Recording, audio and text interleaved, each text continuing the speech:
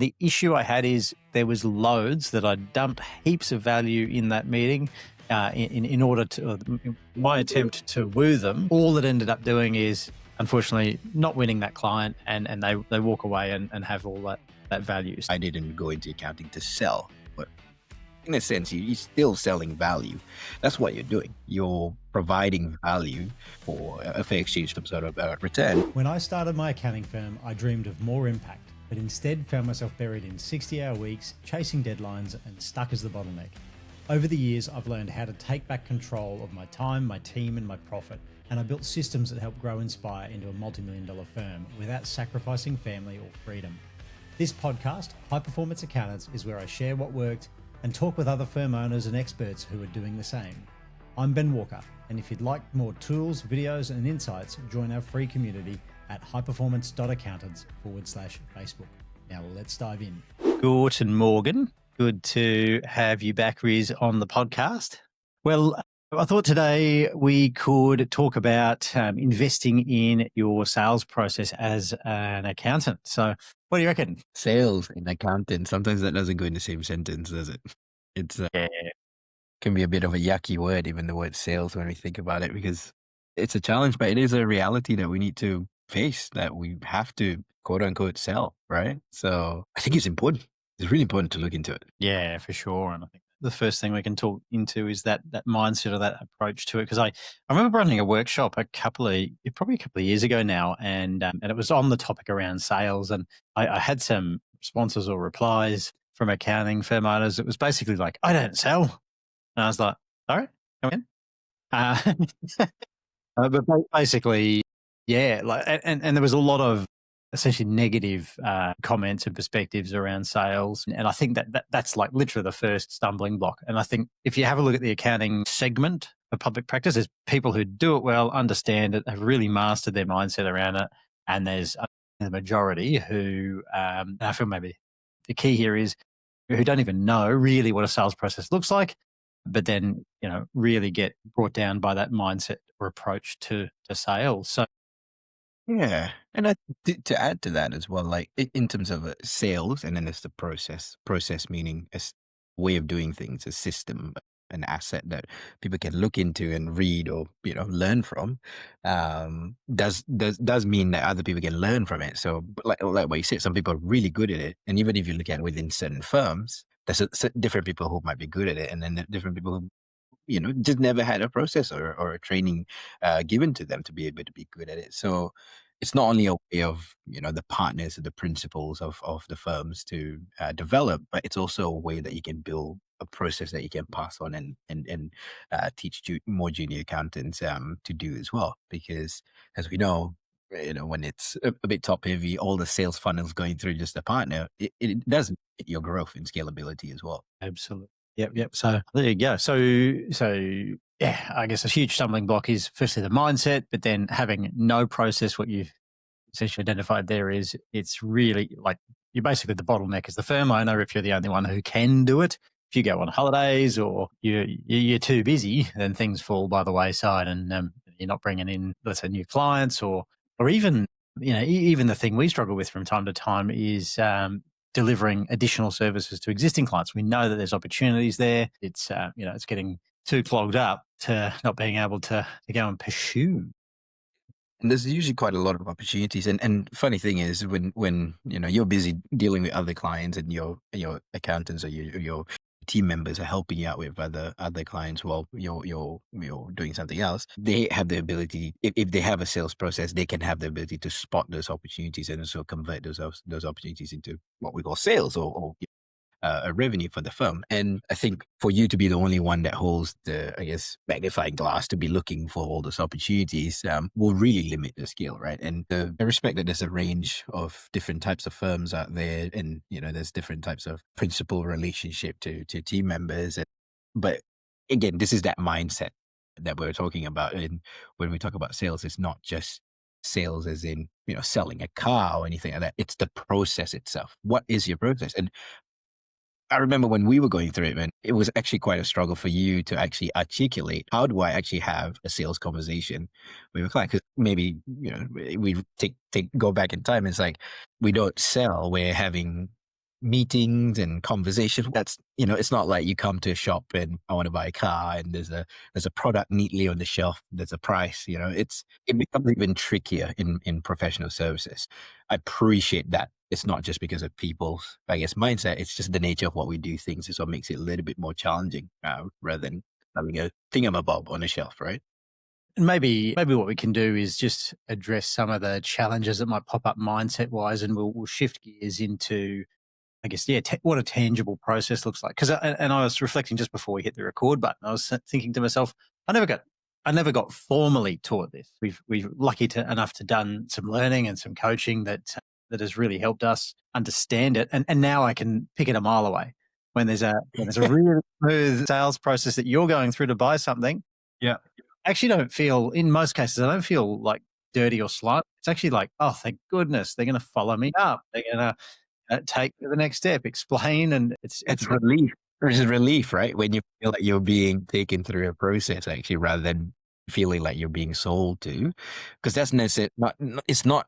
A lot of people also think when it's a Jedi mind tricks trying to get people to buy things. It's definitely not that, right? It's just taking what we know already in conversations. Really try to articulate that in a form that someone can peer into that and go, oh, okay, I see that your thought process, right, in that conversation. So yeah, it's not Jedi mind tricks for sure. And that really fundamentally changed it for me. And it just kind of maybe the first challenge is like, as an accountant, I didn't go into accounting to sell, but in a sense, you're still selling value.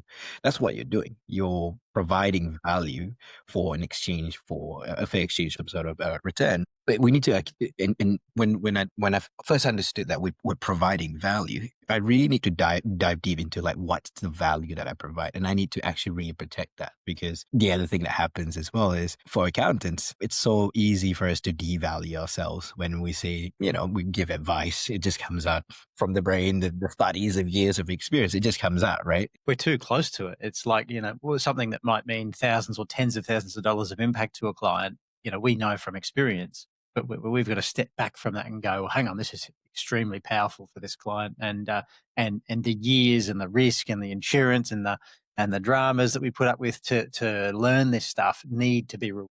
And, um, and again, I think maybe that's the first mindset piece. Is it comes from a really honourable place. You said it yourself. You essentially went into accounting to help people. That would be my summary. And I think that's most accounting firm owners, is that they do it for the sake of helping. And if we don't keep in mind that there's a commercial reality to it, then the truth is we cannot continue helping clients if we don't, help ourselves from a commercial standpoint. We might lose interest if it's not, providing for our lifestyle or intended lifestyle. It won't allow us to grow our team and therefore grow our impact. The more team, the more systemized we become. I know that sounds really commercial and maybe even corporate, but it actually has a really nice, honorable impact at the end of that. And I think, you've heard people say, oh, I can't sell what I don't believe in, right? Like, Yeah. that's usually that incongruence of someone trying to sell this magic spray bottle that can clean everything in the world, but actually it doesn't, right? Like, but you're trying to Jedi mind trick and people don't try to believe it. So the closer we can bring those two things, like your reason of being and also what you're trying to sell, and kind of put that across each other, the closer that Venn diagram is, the more authentic you feel when you're quote unquote selling. And I think that's the biggest challenge for a lot of accountants is I want to help, but I don't actually understand what the value is. What or no, I don't see, I can't clearly see what is the value to the client. To me, it seems easy or simple, or it shouldn't be that valuable. And I think that's the bit that really changed it for me is first, I need to believe that what I do is valuable. I believe what I do is valuable. Then when I'm selling that thing, it's very authentic because I know how valuable this thing is.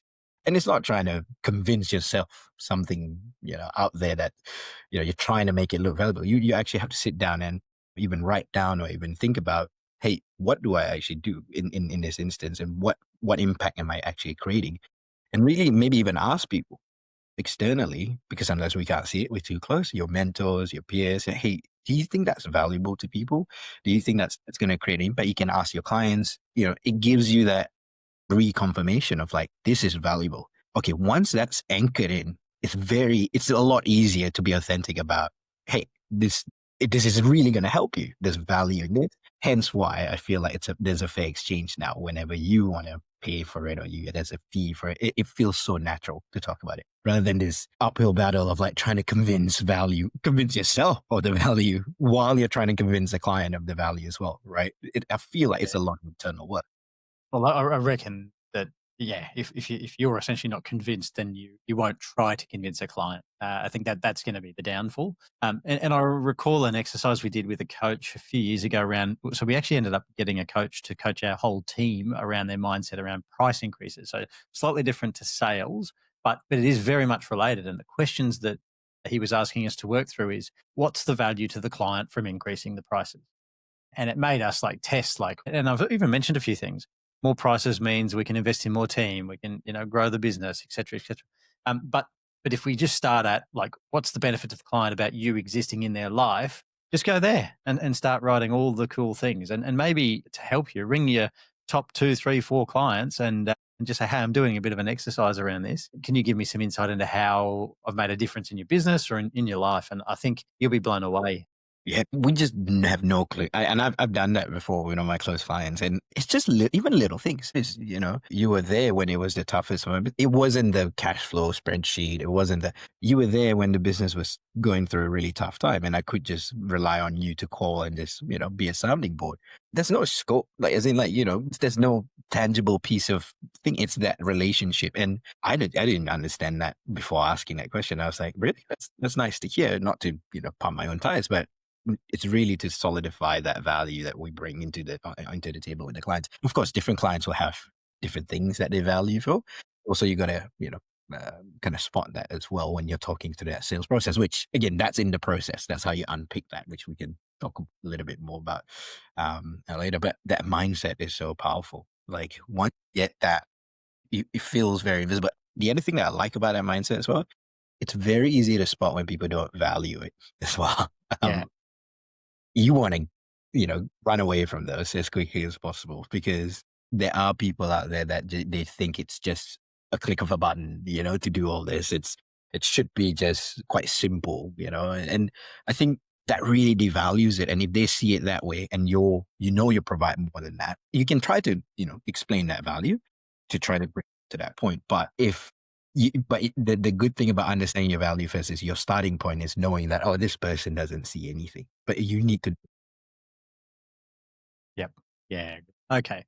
All right. So I guess, I mean, we could probably do a whole hour just on mindset and approach to that. But if we think of identifying that mindset is huge, we talked about it first for a reason. It's incredibly important. We've both struggled with it. We've seen our team struggle with it. It's real. So I'd suggest for listeners, don't just move past this going, tick, yeah, I got to have a good approach in my head.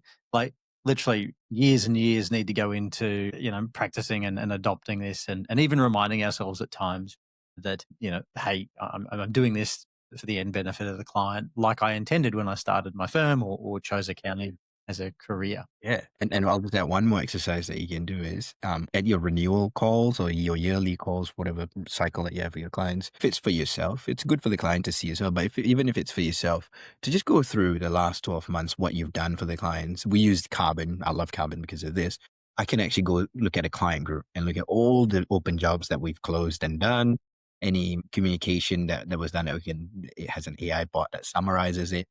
And it's just to get me a feel of like, geez, that's a lot of work we've done for this client, right? And it gives you that internal confidence when going into this meeting, going, hey, we're about to talk about like a price increase, for instance, right? And if you want to present some of the key milestones you've hit with them or key projects you've completed, that you can share that as well. Hey, we've done some great things together this year.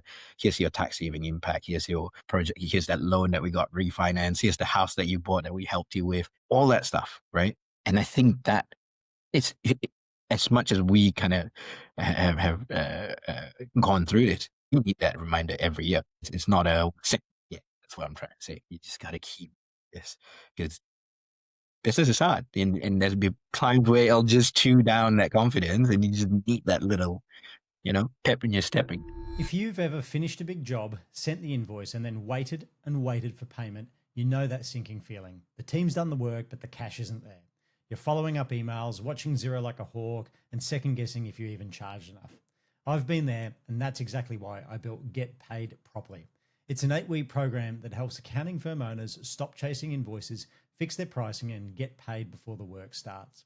You'll learn the same systems we use at Inspire. We don't start a job until the money's in the bank and the debtors sit under 2K on a $4 million plus firm. Stop guessing your prices, stop chasing payments, and start getting paid properly. Join us at highperformance.accountants/get paid. All right. So what I'm going to do is switch us into the gear around the actual process itself. And to kick off, I'm going to share, I guess, what I struggled with in the first few years of running Inspire that was really disheartening. And then what I'd love you to do, Riz, is sort of share the things that we've put in place over the last and refined over the last 10 years-ish since then to make the sales process great again. So rewinding back the clock to the year 2013, 14, 15, it was me and a handful of team over those first few years. And yeah, I was getting leads, prospects, and my sales process at the time looked like someone reaching out or a warm introduction happening or that sort of thing. And then I would catch up with them. I'd review their last year's financials and tax returns. What we might want to do is have a look at, is there any improvements we can make to the way we do the accounting or the structure? Any ways that we could save this client some tax or any even missed deductions, like maybe they weren't doing certain strategies correctly, like depreciation wasn't maximized and things like that. Yeah. So I'd often spend an hour reviewing their last year's. I would spend up to an hour or two with the client in the boardroom. We'd be drawing structures and improvements and ideas all on the whiteboard. And then it would get to, I don't even know whether I talked to the proposal at that stage. I probably did because from very early days, I was on a fixed monthly recurring subscriptions, which didn't really have much thought into how much I was charging, but that's a separate issue. So I probably did talk to them about becoming a client. And what I'd done at that stage is gone value, value, value, value, value. All they'd invested in is sharing their last year's financials, which, to be honest, is definitely a lifting the kimono, so to speak. Like it is a step a client or a prospect needs to take to trust you, and it's a cost to them, if that makes sense. Like an emotional, I trust you, I'll show you this. That they've spent maybe a couple of hours in that boardroom with you. I've got some great ideas, some that might save them thousands or tens of thousands of dollars. And at that point, they've got a decision. Do I go ahead with this person because they seem to know what they're doing and they've got some cool ideas? Or can I take these ideas and go and implement them elsewhere? Or get a second opinion because now I've got a price to go and implement that. So that's what it looked like. And the issue I had is, yeah, maybe most of those people converted as clients, but there was loads that I dumped heaps of value in that meeting in order to my attempt to woo them. And all it ended up doing is, unfortunately, not winning that client, and they walk away and have all that value. So that's what it looked like. It might look similar, something similar to you. You got a pretty good hit rate of converting that sort of client, but yeah, 10 years on or more, I feel like we've got a pretty good process down pat, and there's some really key reasons why we've done what we've done. So maybe, Riz, did you want to unpack what our current process sort of looks like? Yeah, for sure. And just hearing that takes me back a little bit because a lot has changed since those days, and we're at a point where if we were to do that these days, it would be almost blasphemous. It's like, how, you did a meeting and all this stuff, but it's so normal in the accounting industry. And the thing that changed really is we understood that value was provided in those meetings, right? And again, believing in that value, it's like, wow, you're getting all this clarity. And some confirmations we've got since then, things that we've heard is in that 1.5 hours, I've learned more with you than I have with my other accountants. So, any advisors that I've had, it's the most clarity I've ever received. That just shows how much value there is. So what we realized was, I think we should charge for this. Where there's value, there should be a fair exchange of a return to us, because you are spending that time, energy, effort, and knowledge and expertise, and you're transferring that across to them. And what we did was we introduced this process called a look under the hood, which is essentially a second opinion. Where our accountants would do exactly what you did. They would dive in, grab their tax returns, their structure documents, just to get a really good picture of where things are at, and then doing a review and then providing a second opinion. Hey, this is some key things, almost like a traffic light system. Some things are green, great, keep doing that. Orange, could be better. Red, we definitely need to fix this because you're hemorrhaging either tax or profit, or your assets are not well protected. You're at a risk position as well. So it is quite a holistic review. And over the years, it's actually expanded a lot more. And really where the crux of it is to not only showcase what you can do, like expertise wise, we know our stuff, but also to showcase how you work with your clients in the manner and you communicate, the manner that you advise, you're taking them through the steps and really taking the time to understand them, but ultimately also the impact that you can provide after this, right? So don't get me wrong, we're not implementing any of those things yet. It's just that initial second opinion. And that's why there's a lot of clarity, because we usually, sometimes some of the clients that come to us doing that, just explaining that first step of just explaining where they're at is the clarity that they've never ever received before. They never understood how their structure worked. They never understood why am I taking wages, not dividends, why drawings. They never understood that. I find that sometimes is enough value already. And then on top of that, you layer the fact that, hey, here's some cool stuff that we can do to make it even better. Yeah. You see it as a ton of value, a lot of time, and we started charging for it. And I don't know how, when I joined, we were already in that process, and in fact, we've actually increased that price. I think it was $5 to start with, Ben, plus GST to begin with. It Might have been. was. I don't know if that was an earlier version before that. I think it started at 500. Now we're sitting at 800, so we're probably down when you take inflation into consideration. Yeah. Here's the point of that, though. The point is to not like that $800 is what a smaller business will pay or a larger business will pay, and they might get two different levels of value. One might get tens of thousands or hundreds of thousands of dollars of value, and the smaller one might not even break even from that $800. But there's a few reasons we charge for it. The first one is that you remove. I don't really like this term, but the tire kickers. The people are going to waste your time or want free advice. So when we pitch this look under the hood, it's on that initial chat. So we've got a very systemized initial chat script, and all we're trying to work out is this person an ideal client? Work out what the next step might be. So on that call, if we identify they are, we'll start chatting about the look under the hood, tell them that it's paid, tell them what value they'll get out of it, that we'll answer the questions around the structuring or the tax or whatever other questions they might have, send them a proposal for that through Ignition, which we love, side mention there, and then it's up to them to accept. So you will have a drop off of conversion from that phone call because you've just had a payment on that, and that's really important. I feel if they're not willing to spend that smallish amount of money with you, then how are they going to actually become a half decent client and value what you got going forward? So we charge for it is the first kit, or that's the reason, one of the reasons why we charge for it. And then the other reason is that when someone's paid even a small amount to you, they're more likely to pay a larger amount to you. There was a study done. I don't even know who it was, but who knows? Maybe they even made it up. But I believe that if you pay $50 to a business for some sort of test product, you get a bit of a feel of what they're like as well. Then you're more likely to go ahead. And the way I look at it, I was just thinking I'm building a shed in the backyard, and I got two different quotes. I didn't really want to waste time getting a third and a fourth, but I had two from pretty decent brands I could find, or shed builders I could find online. They had similar-ish sales processes. I ended up going with the slightly more expensive option. It was only by a couple of grand, but the reason is that they had a tidier sales process. They followed me up. They were very systemized. I felt comfortable.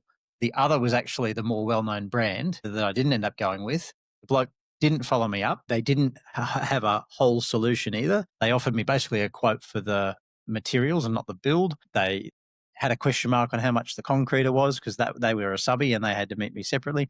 But the one I went with, the concreter was actually inside the business.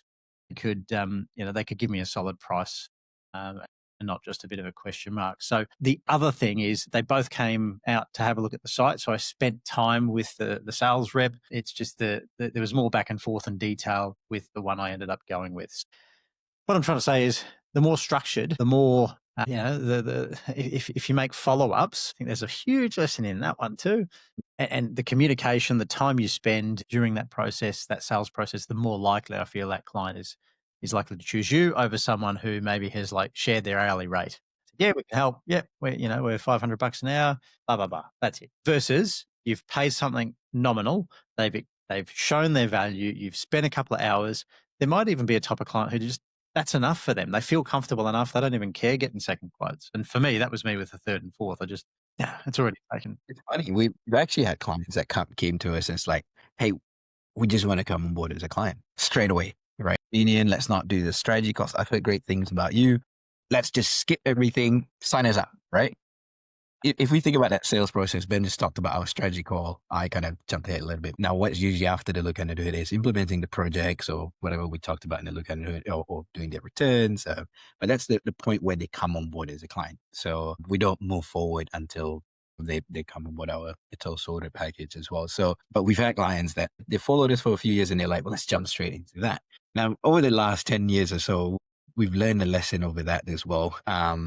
That Every time we break the process, we learn a frigging lesson. Every time. every time.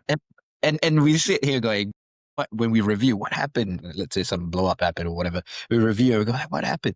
That's right. We didn't follow the process. And the process is proven. It works and it has worked over the decade that we've been doing this and we still break it. It's because the natural instinct is like, oh yeah, it makes sense. Let's just go, skip. But when we follow the process, it builds that relationship up. It builds the trust. It builds a lot of stuff on both ends of the party, us and the client as well. Because as you go through the second opinion, not only you understand better on you're investing your time to understand what the clients are actually, what they're going through and what the issues are. You also get a really good feel of what's important and not important. And you also have an opportunity to also scope and price really well. There's a lot of stuff that goes into that initial look at the hood or second opinion.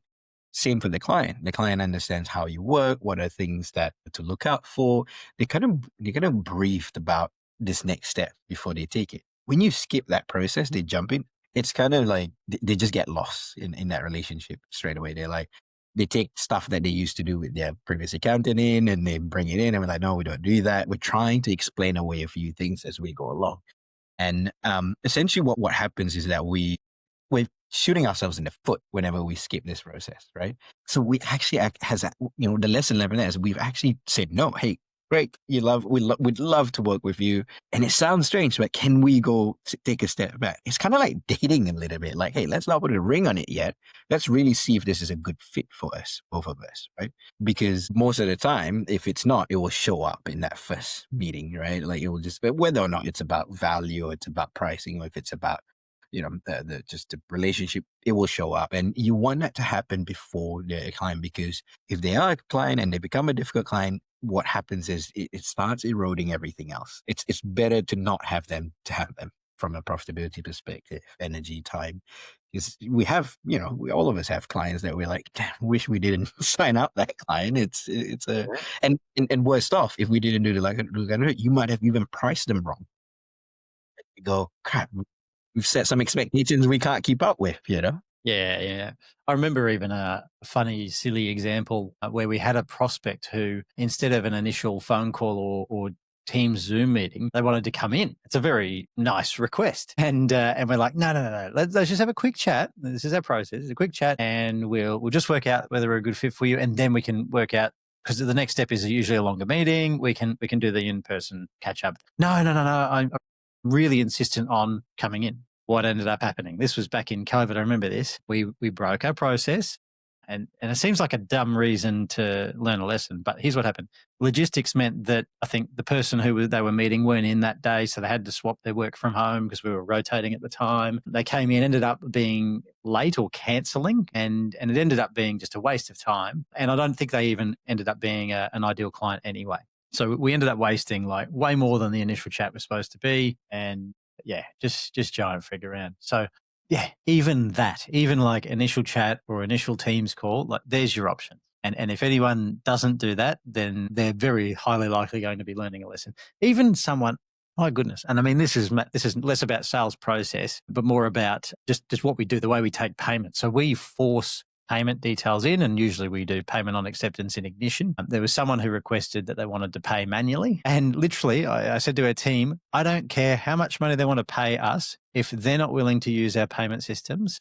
And we've got two options. We've got credit card, which charges a small merchant fee, and then we've got direct debit, which charges no extra. If they don't want to use that, I don't care if they're paying us 30 grand. I'm happy to make them walk. And that's I mean, I doubt it's going to be that high. Maybe it's a few $1,000, but the massive muck around of taking a manual payment when we've got all our systems automated through Ignition is a pain. It's out of the ordinary. A bookkeeper questions it because they have no idea what this random payment is. The invoice goes to draft. It doesn't get automatically approved. It's not really just an admin headache for us, but it's also setting up expectations, right? A lot of the times what happens is that you're meant to be the advisor. You're meant to be driving a lot of the conversations and the meetings. I mean, yes, with input from clients, you're asking questions, getting context from them, but most of the time you should be the one that's driving this conversation. When you start negotiating with your process, it opens up all these other possibilities of them deciding. It will be up to a point where they'll decide what pricing you should be charging as well,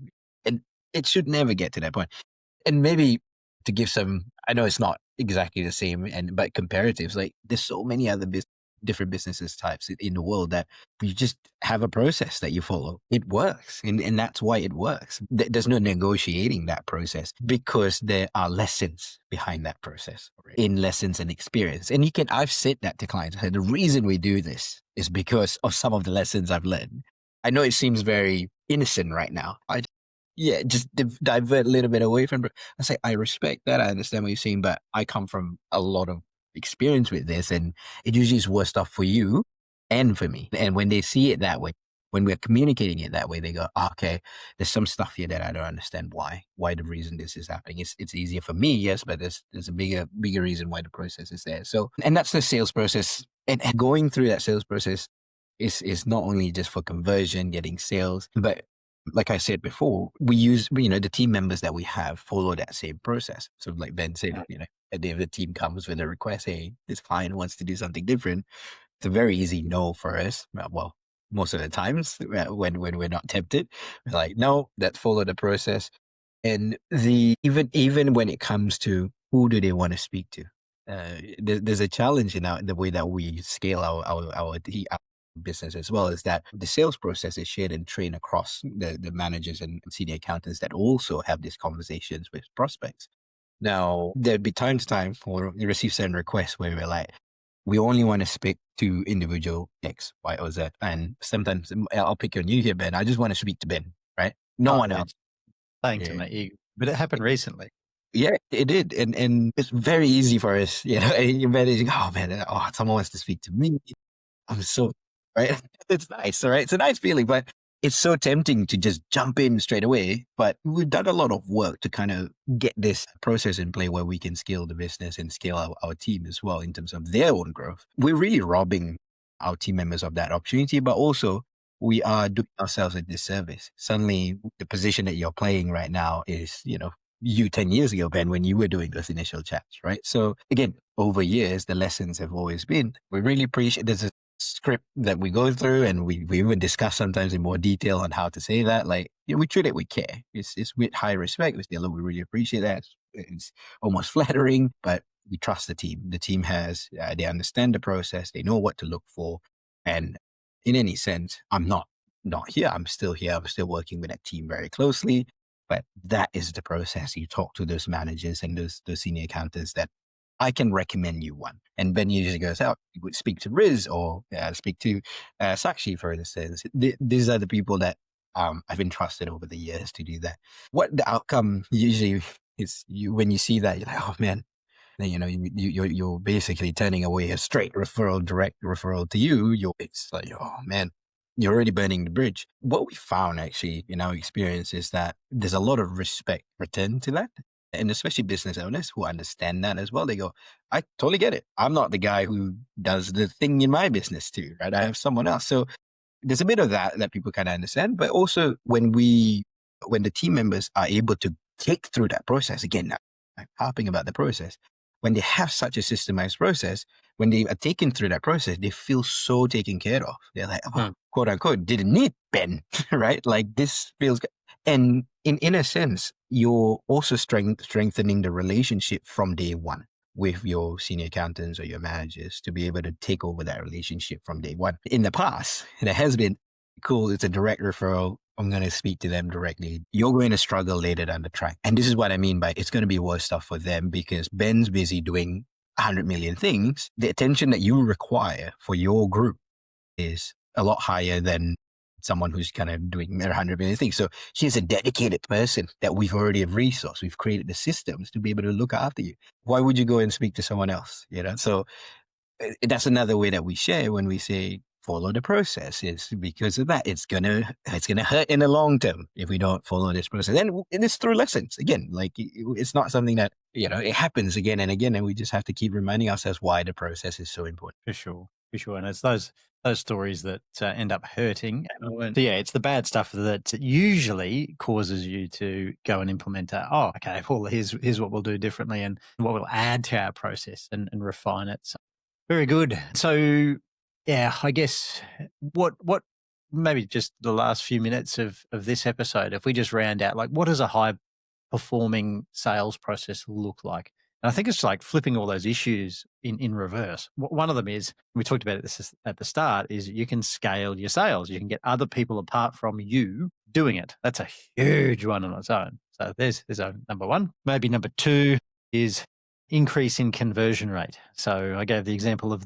my shed buying decision. I didn't pick the cheapest. I picked the one I was most comfortable with. And my goodness, the experience since signing that initial contract, very systemized. Just, I love it. I'm like, even like Friday afternoon updates, even if nothing happened that week, here's the update, here's where we're at. It's relieving. What other I think benefits? when we talk about scale, because it's linked together, right? But we talk about scalability and opportunity for team members as well. There's a lot of fulfillment for the team to be able to do this stuff, because traditionally it's only one person doing all of this. Yeah, it's his job. The lower levels don't touch. Yeah, you don't. But the fear, the gap is always a process. It's not actually, they don't know how to do. They're born. This person's born to be able to do, sales calls. This person's not. That's a myth. It's actually just a process that just needs to be introduced. A high performing one will empower people to be able to go do that. You'll see more team member satisfaction. You'll see more growth within your team members as well. And you're just investing in your people by investing in that process as well. And clarity, like your clients that come through, they know where to start their relationship with you to begin with. It's not this soupy, yeah, we can do this, we can do that. There's 100 million ideas. You're trying to throw things on the wall. If it sticks, it sticks, and then maybe we go do it. That process takes them through a strategy call. Hey, tell us what you're talking, what your issues are. Why did you call? Let's book this call. Essentially, cool. Let's go review everything. Here's the stuff that we need from you, and we'll give you our second opinion. Hey, Mrs. X, this is the issue that we've spotted. Here's the things that we could do to make things better. Here's some clarity about your position right now. Would you like to go and do it together? It's systematic. And I was, and so many other people are doing it, doing those free initial consults, free first hour. Get rid of that. Just do a quick call, and then you'll start getting paid for the value that you deliver in those initial calls. And it's not going to make a gigantic impact on your top line revenue just charging for those things. Sometimes I think the time we invest doesn't return the $800 that we charge, but it's not the point. The point is, filters, yes, it adds a little bit to the top line. It improves conversion, scale your team. Sorry, scale sales through your team. A bit of a tongue twister. There is so many other ongoing benefits. It actually saves you time. Oh yeah, It saves you time, because the 15, 20 minutes that you spend up front versus an hour for every single prospect, right? You're saving, over the year. It's just monumental amount of time, not only just for you, but if you start scaling it for your team, you multiply that. It's a lot of time that you're saving. So especially when I'm talking about time you're saving, is you're qualifying them earlier in the piece rather than doing just an hour or an hour and a half meeting for free as well, which means that you'll have more time for sales. And it's more, if you think about your week, you'll have more potent meetings rather than fluffy meetings that you don't know what might come out of it. It's very, very, very potent. So, like, for instance, when we have I actually had a look under the hood yesterday, and that was a very key meeting for the week for me. It wasn't just, we don't know where this might be. So the effort that you put into it, how, because they've already passed the first threshold, they're interested, they've invested, they've put time and money into this, So it's time for turn fire versus this free consult. It just doesn't work. It just doesn't work. yeah, beautiful. All right, well, yeah. And again, I think this is a topic we could do a bloody series or a season itself on. but I do go into a lot more detail in the coaching I do for other firm owners, and that's really good to see some of those. And they're just small tweaks, some of which we've just mentioned in the podcast episode today. They do start to make a big difference, material difference in your life. All right. Well, I think that rounds up today's episode. Again, very cool, Riz, to be able to do this with you, and I think we've got some great perspectives and experiences and lessons learned. And I think, yeah, if you're listening to this and you go, I don't even know where to start, start with the mindset. That's the first thing I will work on first. And there's a lot of stuff, through what Ben's doing with HP and even, through other coaches that help in this space. I would definitely work on that because to invest in that process is pivotal in getting your business to get to the next level. So thanks for listening. And Ben, thanks for your experience as well.